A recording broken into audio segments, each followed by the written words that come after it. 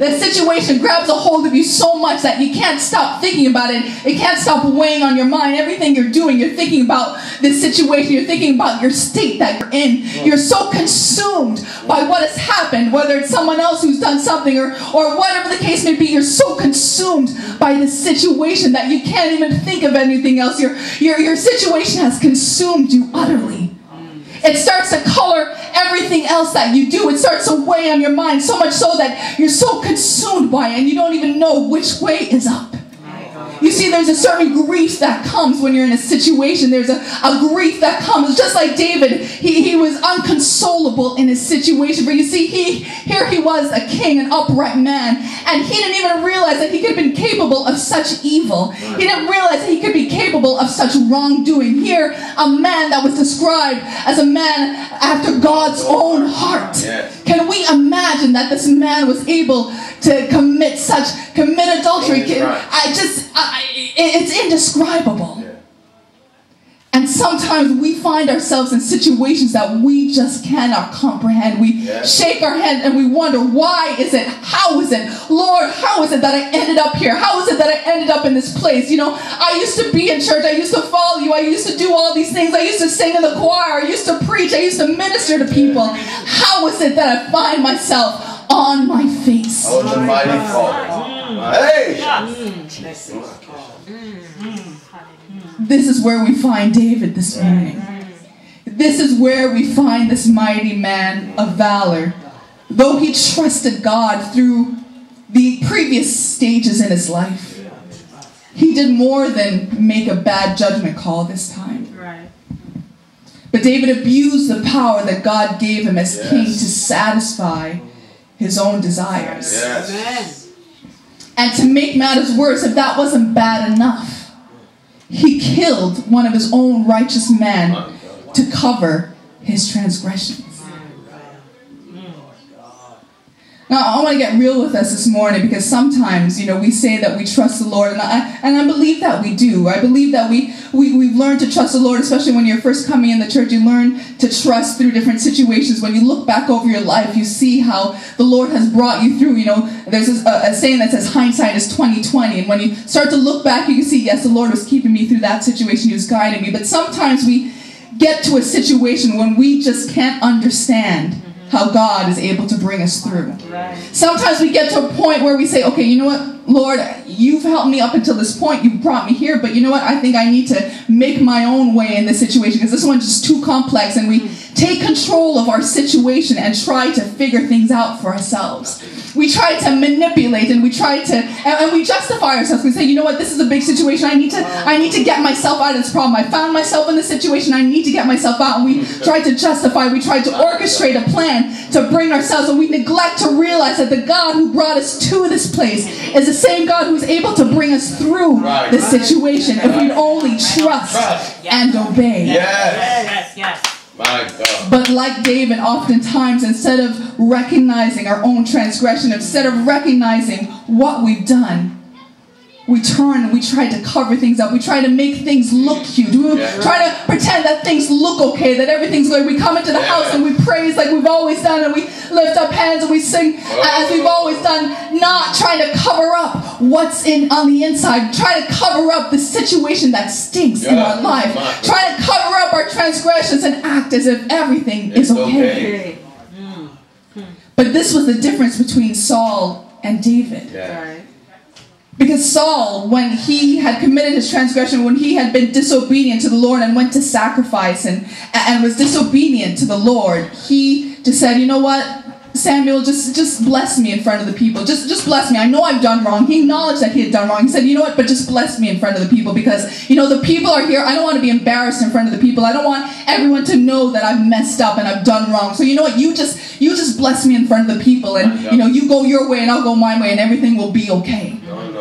Saul wanted to cover up the situation because he was afraid of what the people would say. He was so concerned about what the people would say and how they would react. Here, their king had committed this transgression. He wanted to cover things up and make things look right. But David, you've got to love David's attitude, because though he had sinned, though he had given cause for the enemies of the Lord to blaspheme him, he had a repentant spirit. He desired to make things right, not just to make things look right, not just to cover up the situation in his own way and take control of the matter, but he desired to make things right before God. Because remember, it's only after the prophet came that David acknowledged what he'd done. It was only after the prophet called him out and said, listen, you are this man. It was only at that point that David acknowledged what he had done. That's right. But it's this acknowledgement that brings David to what seems to be the lowest point of his life. But at the lowest point of his life, that's when he writes the words that we read this morning in Psalm 51. It says, have mercy upon me, O God, according to thy loving kindness. Not according to what I've done, not according to who I am, not because I'm such a great person, I've done so many great things before, but according to thy loving kindness, according unto the multitude of thy tender mercies, blot out my transgression. Wash me thoroughly from mine iniquity and cleanse me from my sin. For I acknowledge my transgressions, and my sin is ever before me. Against thee only have I sinned and done this evil in thy sight, that thou mightest be justified when thou speakest, and be clear when thou judgest. Now let's hold on for a minute here, because David says that the Lord might be justified when he speaks, and be clear when he judges. So David was acknowledging, you know what? There's a price to pay for my transgression. I'm crying out to the Lord for mercy. I'm crying out to the Lord for forgiveness. But I recognize that there's still a price to pay. Sometimes we think that just because we've been forgiven, of whatever situation we're involved in, sometimes we think that that absolves us of our responsibility to pay the price. Sometimes we think that that eliminates the consequence just because we've been given forgiveness. But forgiveness does not eliminate the fact that we've done wrong. The fact that we've been forgiven does not change the fact that we've done wrong. For if we hadn't done wrong, we wouldn't need the forgiveness in the first place.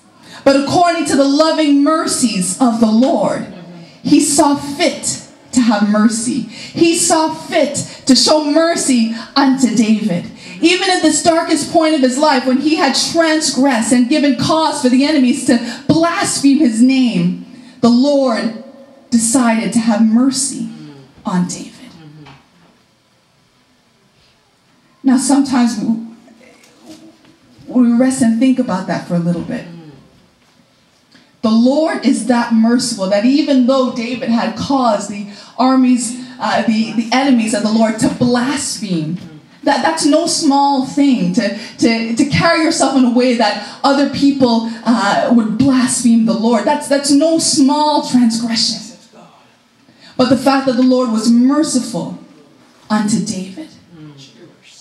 Why? Because David threw himself on the mercies of the Lord. He didn't try to pretend as if he hadn't done wrong, but when he recognized the error of his ways, he acknowledged his sins and he repented.